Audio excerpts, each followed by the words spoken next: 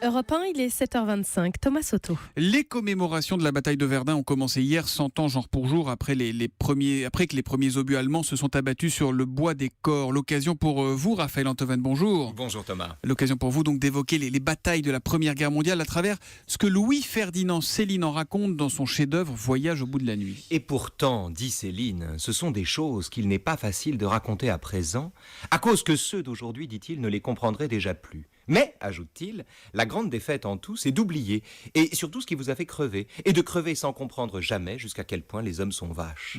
Et c'est pour ne pas devenir amnésique que Céline a consacré aux batailles de la Grande Guerre, dans le Voyage au bout de la nuit, des pages dont la lecture, au chaud chez soi, est plus stimulante pour la mémoire, je crois, que d'arpenter des bois le dimanche en tenue d'époque, sous une pluie battante, dans l'espoir d'y tomber sur un vieil obus. Et comment décrit-il la guerre dans ces pages ? Mais comme ce qu'elle est aussi, sinon seulement, c'est-à-dire une erreur, une horreur, un carnage d'héroïsme, une immense universelle moquerie, dit-il, ourdie par des patriotes lyriques et animée par des commandants qui vous envoient à l'étripade tout en buvant le petit café ou en faisant le petit pipi.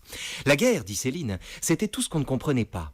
Un colonel et un maréchal des logis pulvérisés par un obus qui s'embrassent pour le moment et pour toujours, l'un sans tête, l'autre sans estomac, avec du sang qui mijote en glouglou. La guerre, ce sont les longs fils d'acier tentants que tracent les balles qui veulent vous tuer dans l'air chaud d'été ou dans les champs des Flandres qui bavent l'eau sale. La guerre, c'est la fumée qui pique les yeux longtemps après que l'obus a éclaté, l'odeur pointue, dit-il, de la poudre et du soufre qui reste comme pour tuer les punaises et les puces de la terre entière. Et dans la nuit, ajoute-t-il, noir comme un cul, qui contient des volontés homicides énormes et sans nombre, la guerre, c'est le spectacle des villages qui flambent comme de grandes fleurs avant de s'éteindre. Et moi, je me souviens du moment où Céline parle des chevaux, Raphaël. Ah oui, c'est génial, Ouais, ça. Les j'adore. chevaux dont le dos purulent les oblige à se courber tellement quand on les monte que le ventre leur en arrive aux genoux. Il y a de belles pages sur la torture animalière dans le Voyage au bout de la nuit.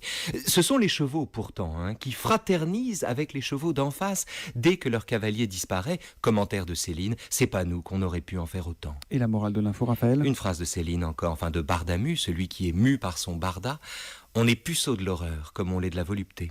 La morale de l'info, tous les matins, parfois ce sont les auteurs qui inspirent Raphaël Antoven, parfois ce sont les philosophes. C'est varié, c'est tous les matins, c'est frais avec Raphaël Antoven à 7h25. Rendez-vous demain, Raphaël. Salut Thomas. À demain.